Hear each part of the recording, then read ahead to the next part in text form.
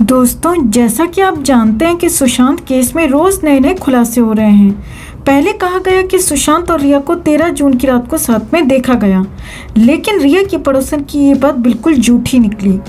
फिर 13 जून की पार्टी की भी बात आई, उस पर भी कोई पुख्ता सबूत नहीं मिल पाया। और अब हाल ही में भाजपा सांसद नारायण राणे ने एक बेहद चौंकाने वाली बात कही है।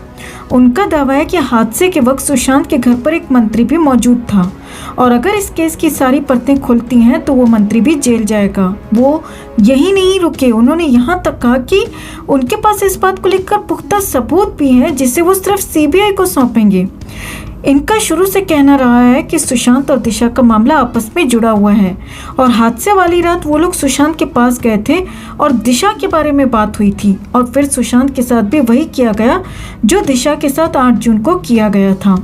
उन्होंने ये भी कहा कि सबसे बड़ा सवाल तो ये भी है कि दिशा के साथ 8 जून को वो सब कुछ हुआ और दिशा की पीएम रिपोर्ट 11 जून को बनाई गई, जबकि सुशांत का मामला कुछ घंटों में ही निपटा दिया गया। ये दोनों ही बातें यही साबित करती हैं कि दोनों के साथ ही अनहोनी हुई है, गलत हुआ है, जबरदस्ती हुई है। आपको बता दें दोस्तों कि हाल ही में दशहरा रैली में उद्धव ठाकरे ने सुशांत मामले पर चुप्पी तोड़ते हुए कहा था कि बिहार के बेटे को इंसाफ दिलाने के लिए बेवजह मेरे बेटे को बदनाम किया जा रहा है।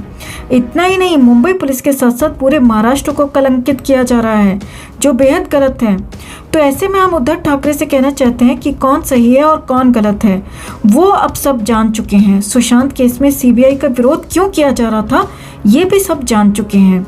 हम नारायण राणे से भी कहना चाहते हैं कि अगर उनके पास पुख्ता सबूत हैं तो वो किस बात का इंतजार कर रहे हैं, क्यों सीबीआई के पास नहीं जा रहे हैं और सीबीआई इस मामले में अब तक आखिर कर क्या रही है। सुशांत के केस को कुछ ही दिनों में 5 महीने पूरे हो जाएंगे, सीबीआई को इस केस में आए 3 महीने पूरे हो जाएंगे, लेकिन अब तक सीबीआई का एक भी ऑफिशियल स्टेटमेंट बाहर नहीं आया है। तो आखिर माजरा क्या है? क्या ये केस यूं ही दब जाएगा? क्या आप ऐसा होने देंगे? दोस्तों कमेंट में ज़रूर बताएं।